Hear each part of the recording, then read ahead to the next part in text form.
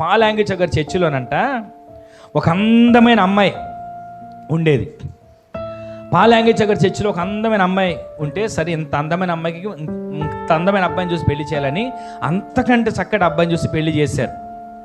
కొన్ని నెలలు, ఒక 6 నెలలు గడిచిన తర్వాత ఆవిడ వాళ్ళ అత్త మామగారు పాలాంగిచ గారి దగ్గరికి వచ్చారు.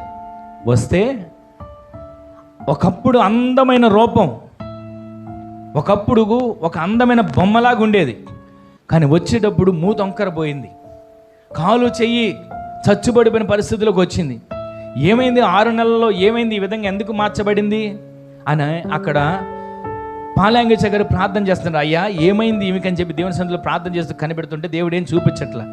అప్పుడు ఆమెను అడుగుతున్నాడు, అమ్మా ఇంతకీ ఏమైంది, నీకు ఎలా వచ్చింది నీ బలహీనత అని అంటే, అయ్యా వివాహం చేసుకున్నానా, నా భర్త మంచోడే, బాగానే చూసుకుంటున్నాడు, కానీ మా అత్తమామలు ఉన్నారు చూసారా, నన్ను పట్టించుకోవట్లా, కష్టపెడుతున్నారు. అందుకని నేను వాళ్ళని ఏం చేద్దాం అనుకున్నాను తెలుసా, అసలు వాళ్ళని లేకుండా చేద్దాం అనుకున్నా, వాళ్ళు తినే అన్నంలో విషం కలపాలనుకున్నా. అసలు ఆమె వయసు ఎంత, ఆ పాప వయసు ఎంత, పెళ్ళయ్యి 6 నెలలు కూడా కాలేదు. ఈలోపే ఆలోచనలో నన్ను పట్టించుకోవట్లేదు, నన్ను చూడట్లేదు, నన్ను ఆలోచన వచ్చి వాళ్ళనే చంపేద్దామని ఆలోచన వచ్చింది. అయితే